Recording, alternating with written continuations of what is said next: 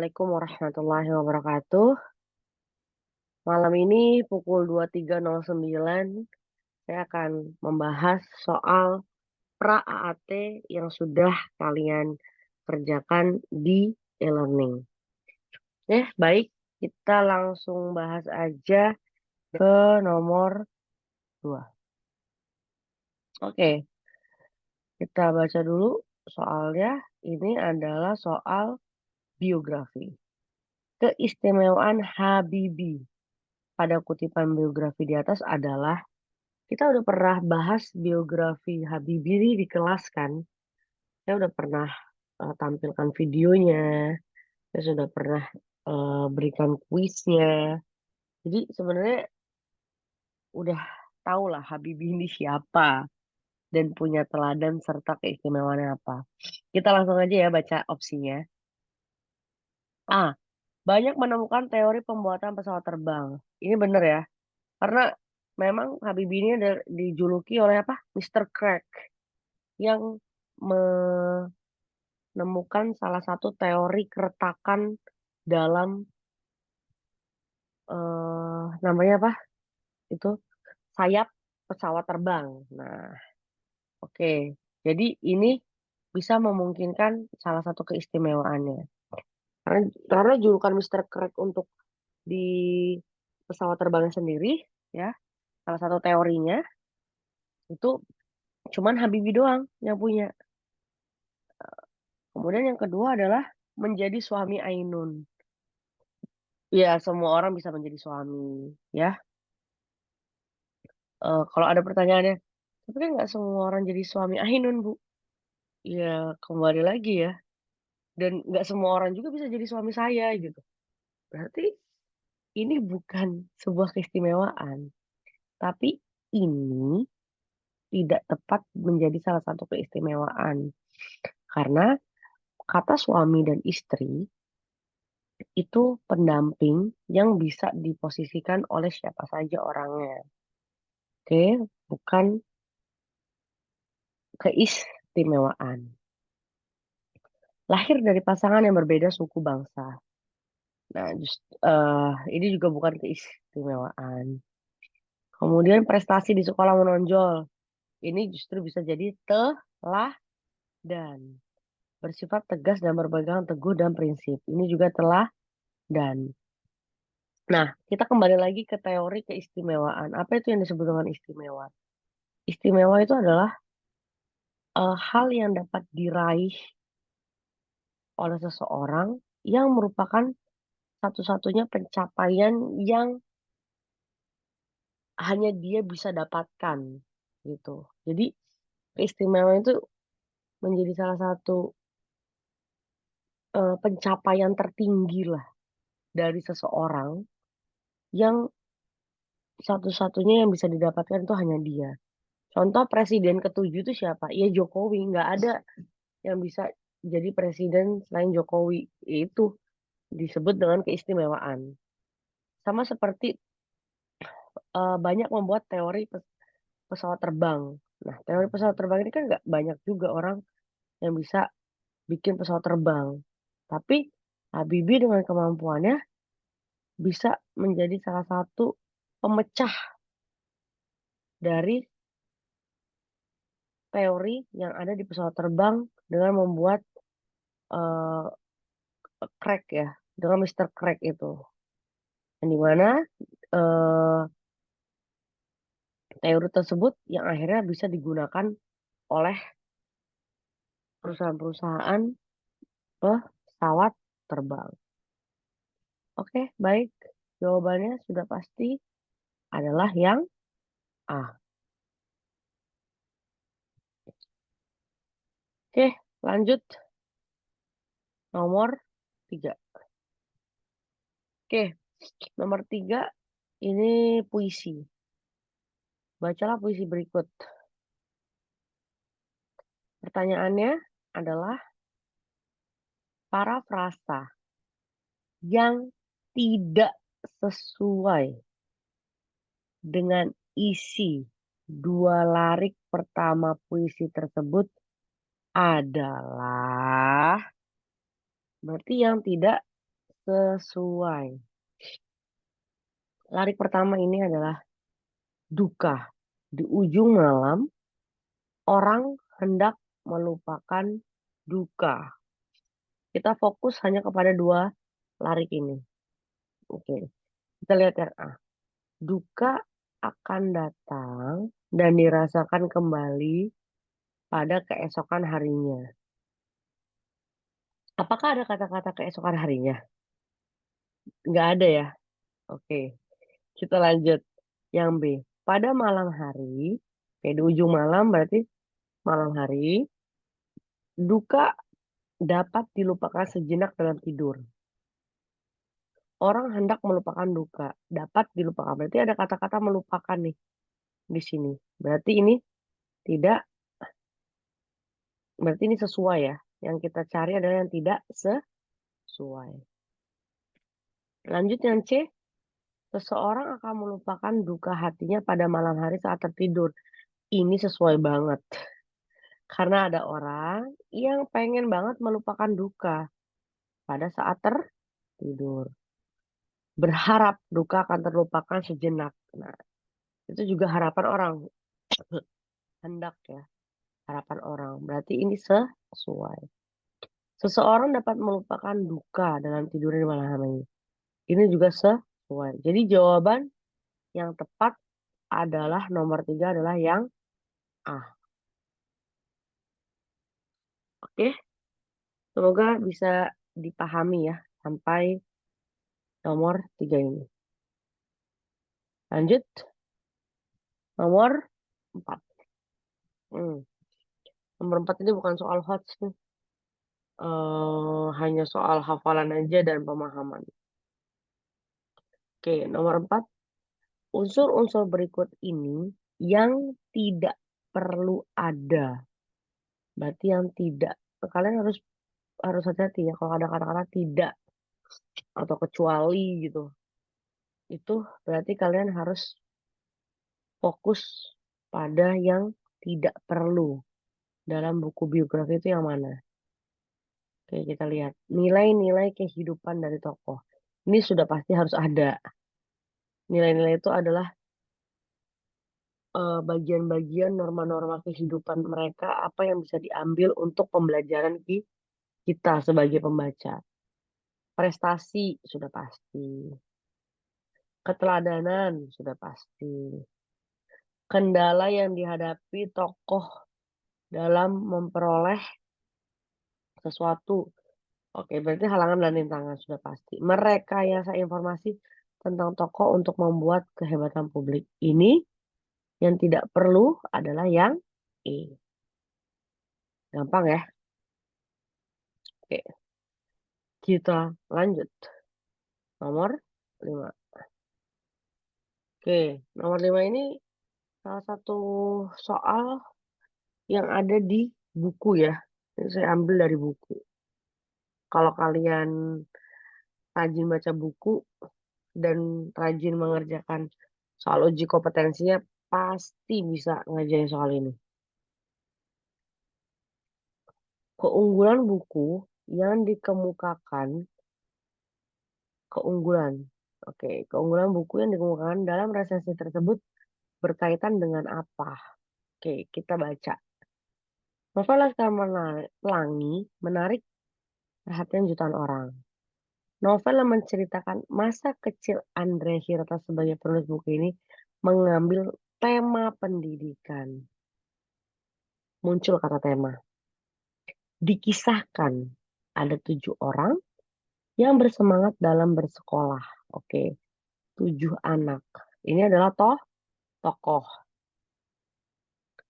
Bersekolah di sela-sela kesibukannya membantu orang tua. Sebagai penulis, Andrea bisa dikatakan berhasil menyihir pembaca dengan tulisannya, bahasa yang digunakan, penulis mudah dipahami. Oke, ada kata bahasa. Serta dialog antar tokoh, oke ada dialog antar tokoh, memikat dan membumi. Hal ini menggambarkan kenakalan anak-anak secara alami dan jelas dalam novel ini. Ini setiap kalimatnya itu membahas aspek-aspek yang ada di dalam novel. Aspek tersebut merupakan salah satu keunggulan dari buku. Aspek apa sajakah yang termasuk tema, tokoh, ada dialog, dan bahasa?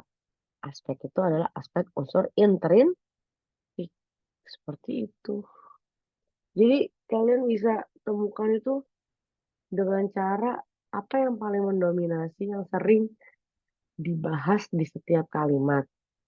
Kemudian kalian ambil intisarinya, apa yang dibahas, kemudian kalian bisa simpulkan itu keunggulan atau kelemahan. Aspeknya, keunggulannya apa, kelemahannya apa yang disoroti, yang dikomentari, yang menjadi penilaian di dalam resensi tersebut. Oke, baik. Kita lanjut ya. Oke, sebentar. Hmm, udah yang ini nomor 6. Oke, masih novel yang sama nih kayaknya, yaitu novel Laskar Pelangi. Oke, pertanyaannya adalah kalimat yang menyatakan keunggulan berdasarkan isi teks tersebut adalah yang ditanya ini keunggulannya. Apa sih keunggulan yang dibahas di resensi tersebut? Yang A, cerita yang disajikan benar-benar dekat dengan kehidupan sehari-hari sehingga pembaca dapat lebih menghayatinya. Oke, di sini apakah ada kata-kata seperti ini? Oke, nggak ada ya. Oke, alur cerita, apakah dibahas alur cerita? Tidak dibahas. Oke, kemudian deskripsi yang detail, bahasa yang sederhana mengenai bentang alam Belitung sangat menggugah hati pembaca. Kita lihat dulu ya. Ini karena teksnya beda ya. Novel ini menceritakan kehidupan masyarakat daerah Belitung yang kaya akan hasil timah. Oke, mengisahkan semangat juang anak-anak kampung di Belitung yang ingin mengubah nasib melalui pendidikan. Oke, deskripsi detail dengan bahasa yang sederhana mengenai bentang alam Belitung. Apakah dideskripsikan secara detail? Tidak.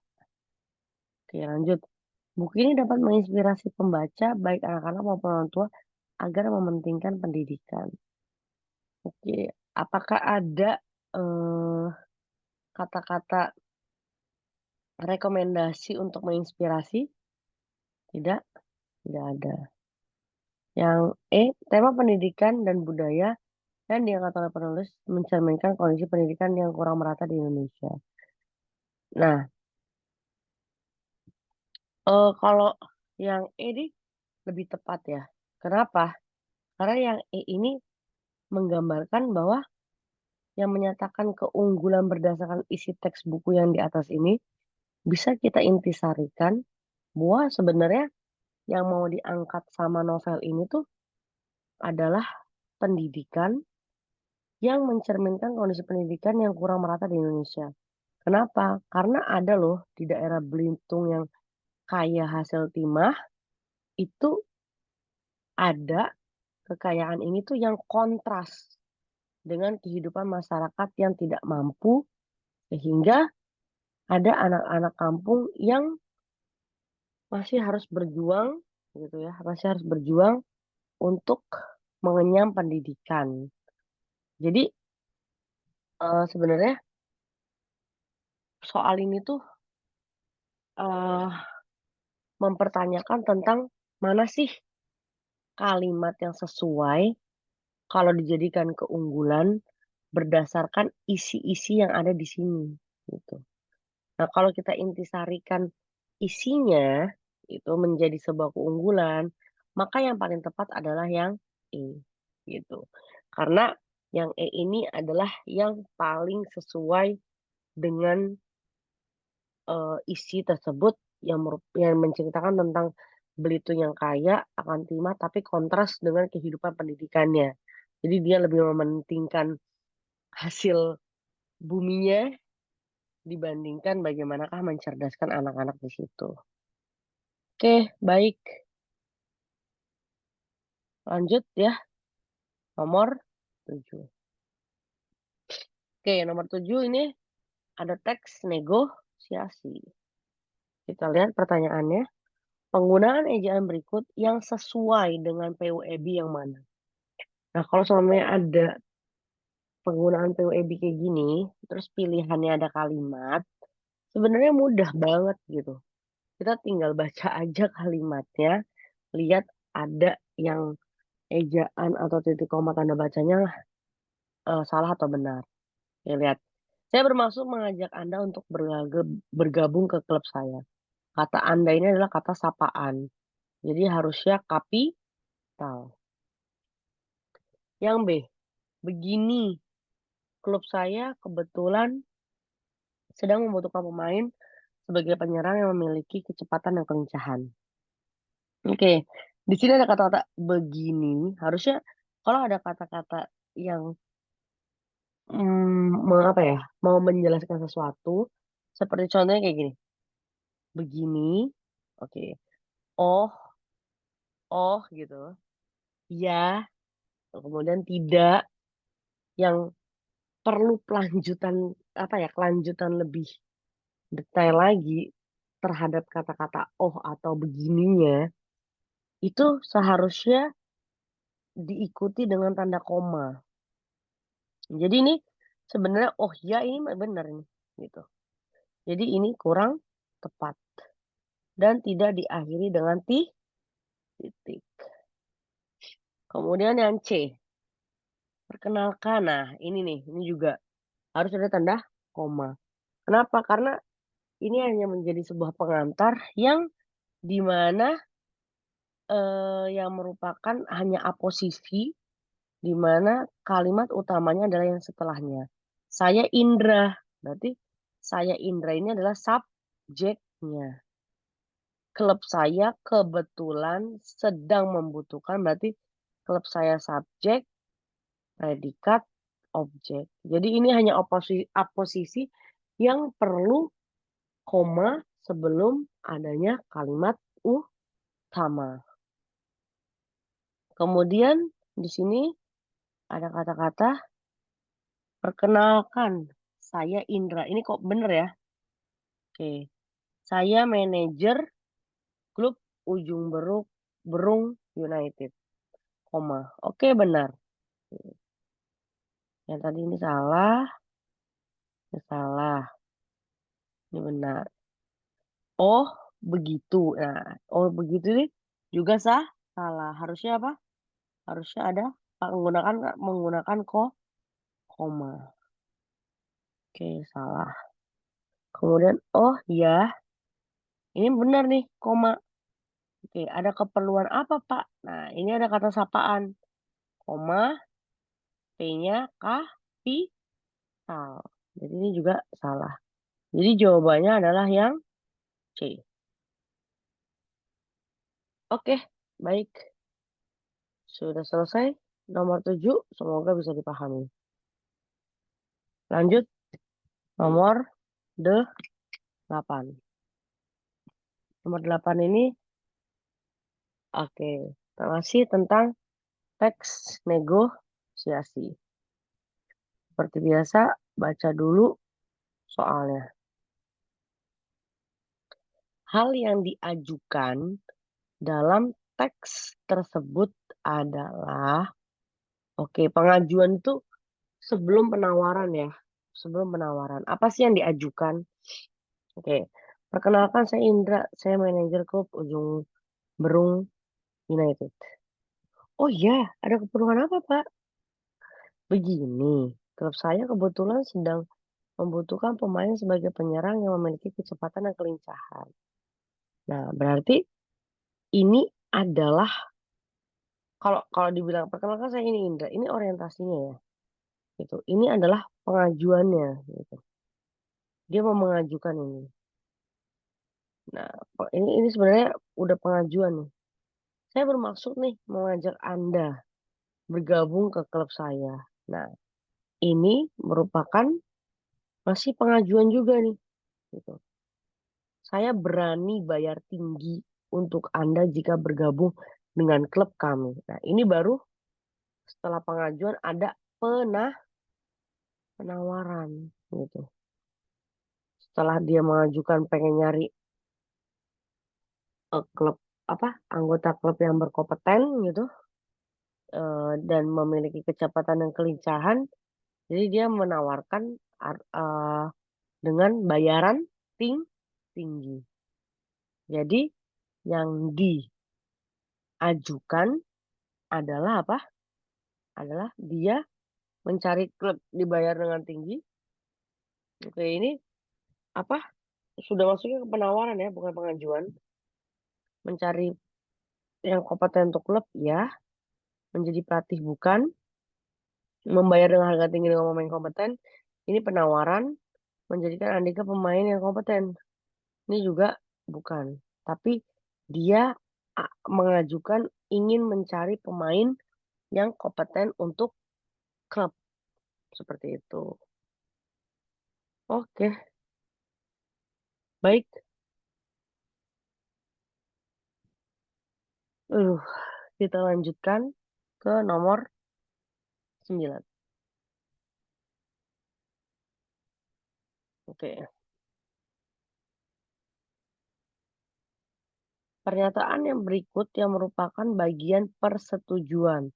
Nah, persetujuan yang sesuai dengan teks tersebut. Persetujuan itu salah satu struktur di teks negosiasi paling akhir. Dibilang pembeli, terima kasih kembali Pak Hans. Saya merasa senang bekerja sama dengan jasa pengiriman Bapak. Semoga kita dapat bertemu di acara pelelangan lainnya. Baiklah kalau begitu, saya pulang sekarang dan menunggu kedatangan. Maaf, ini harusnya dipisah mobilnya. Ini alamat rumah saya. Kami menunjukkan alamat rumah dari pembeli. Penjual. Baik Pak Midun, tunggu saja ya. 2-3 jam dari sekarang. Sekali lagi terima kasih Pak. Selamat siang. Sama-sama Pak. Oke. Jadi ada sebuah kesepakatan di akhir ya. Ini cuplikan kesepakatan. Maksudnya apa itu persetujuannya? Kita lihat yang A. Pak Hans menawarkan, tidak menawarkan lagi ya. Kemudian Pak Hans dan Pak Mino melakukan perjanjian bisnis penjualan mobil. Apakah ada penjualannya? Tidak ada. Pak Midun berhasil membeli mobil dari Pak Hans yang akan segera diantar. Betul, ini memang akan segera diantar nih. Karena ada kata-kata 2-3 jam dari sekarang yang dipicu dari kata-kata ini alamat rumah saya. Itu berarti ada sesuatu yang mau diantar ke alamat rumahnya dalam kurun waktu 2-3 jam. Pak Midun berhasil membujuk Pak Hans untuk menjual mobilnya. Tidak ada kata-kata bujukan ya. Karena ini adalah cuplikan akhir persetujuan. Pak Midun senang bekerja sama dengan Pak Han karena responnya cepat.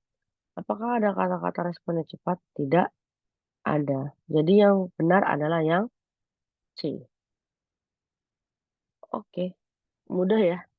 Jadi tinggal kalian kaitkan opsinya dengan teks yang di atas. Oke, baik. Lanjut. Terakhir ya, nomor 10 nih. Kita bahas unsur intrinsik yang dominan dalam puisi tersebut adalah, ini juga salah satu puisi yang ada di dalam ini ya, di dalam apa? Di dalam buku itu tentang duka karya Kirjo Mulyono. Nah, namanya juga unsur intrinsik. Yang di dalam unsur intrinsik itu ada apa? Ada tema, irama, diksi, citraan, dan amanat. Nah, mana nih yang paling menonjol? Yang paling mendominan. Kita lihat duka. Di ujung malam, orang hendak melupakan duka. Kemana duka akan terlempar datangnya serupa hari. Serupa ada, serupa tak ada. Nah, kata-kata yang paling menonjol itu adalah kata-kata pemilihan-pemilihan seperti ini. Ini kan hampir sama ya. Ini disebut dengan majas apa? Yang sama dari baitnya. Oke, disebut dengan majas anafora. Oke. Kemudian pemilihan-pemilihannya itu ada kata duka lagi, ada kata duka lagi di sini. Kemana? Datangnya duka akan terlempar. Datangnya setiap hari.